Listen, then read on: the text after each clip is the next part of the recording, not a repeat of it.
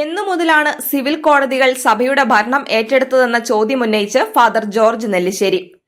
എറണാകുളം അതിരൂപത സംരക്ഷണ സമിതിയുടെ കുറിപ്പാണ് ഇതെഴുതാനുള്ള പ്രേരണയെന്ന് നെല്ലിശ്ശേരി അച്ഛൻ വിശദീകരിക്കുന്നു. സഭയെ ഉള്ളിൽ നിന്ന് തകർക്കാൻ ശ്രമിക്കുന്ന ഒരു കൂട്ടം വിമതരുടെ കടലാസ് സംഘടനയാണ് അതിരൂപത സംരക്ഷണ സമിതിയെന്ന് എല്ലാവർക്കും അറിയാമെന്ന് അദ്ദേഹം കൂട്ടിച്ചേർക്കുന്നു. അവരുടെ ന്യായീകരണ കുറിപ്പുകൾ മറുപടി അർഹിക്കുന്നില്ല. എന്നാൽ തുടർച്ചയായി പറയുന്ന നുണകൾ നിഷ്കളങ്കരായ വിശ്വാസികളെ തെറ്റിദ്ധരിപ്പിക്കാമെന്നതുകൊണ്ട് ചില കാര്യങ്ങൾ വ്യക്തമാക്കേണ്ടതുണ്ട്. അതിരൂപത സംരക്ഷണക്കാരുടെ ഒരു പ്രസ്താവം നോക്കൂ. ഞങ്ങളുടെ അച്ഛന്മാർ മെത്രാന്റെ കടലാസുകൾക്ക് വക്കീലന്മാർ വഴിയാണ് മറുപടി നൽകാറുള്ളത്. മെത്രാൻ തന്റെ രൂപതയിൽ ശുശ്രൂഷ ചെയ്യുന്ന വൈദികർക്ക് നൽകുന്ന കത്തുകൾക്ക് വക്കീലന്മാർ മറുപടി നൽകുന്ന ഏർപ്പാട് എവിടെയാണുള്ളത്? ഏതെങ്കിലും ക്രൈസ്തവ സഭകളിൽ ഇങ്ങനെ ഒരു ഏർപ്പാടുണ്ടോ? എന്തായാലും ഇവരുടേത് കത്തോലിക്ക സഭയുടെ രീതിയല്ല. എറണാകുളം അതിരൂപത അഡ്മിനിസ്ട്രേറ്ററുടെ ഉത്തരവുകളെല്ലാം ഇവർ സിവിൽ കോടതികളിൽ ചോദ്യം ചെയ്തിട്ടുണ്ടത്രേ. ഇത് സഭയുടെ രീതിയാണോ?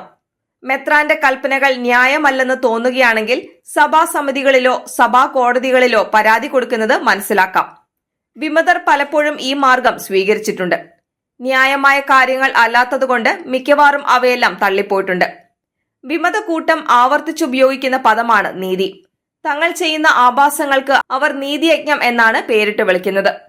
ഈ കുറിപ്പിലും വിമത വൈദികർ കാട്ടിക്കൂട്ടുന്ന എല്ലാ വിശ്വാസവിരുദ്ധ പ്രവർത്തനങ്ങളെയും നീതിക്ക് വേണ്ടിയുള്ള പോരാട്ടമായാണ് ഇവർ വിശേഷിപ്പിക്കുന്നത്. തേഞ്ഞുപോയ തികച്ചും കാലഹരണപ്പെട്ട ചില പ്രത്യയ ശാസ്ത്രങ്ങൾക്ക് വേണ്ടി നിലകൊള്ളുന്ന ചില ഗ്രൂപ്പുകൾ നീതി, പോരാട്ടം എന്നിങ്ങനെയുള്ള പദങ്ങൾ ഉപയോഗിക്കാറുണ്ട്. അതിന്റെ ഒരു അനുകരണമായി ഇതിനെ കണ്ടാൽ മതി.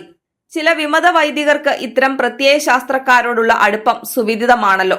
സംരക്ഷണ സമിതിയുടെ ഔസേപ്പുമാരോട് പറയട്ടെ, നിങ്ങൾ എവിടെയെങ്കിലും കാലുറപ്പിക്കൂ. ഒന്നുകിൽ സഭയ്ക്ക് അകത്ത്, അങ്ങനെയെങ്കിൽ സഭയിലെ രീതികൾ പിന്തുടരുക. അല്ലെങ്കിൽ സഭയ്ക്ക് പുറത്തു പോയി സമരം ചെയ്യുകയോ വ്യവഹാരം നടത്തുകയോ ചെയ്യുക. രണ്ടു വള്ളത്തിലും കാലുവെക്കുന്നത് അപകടമാണെന്ന് ഫാദർ ജോർജ് നെല്ലിശ്ശേരി മുന്നറിയിപ്പ് നൽകുന്നു.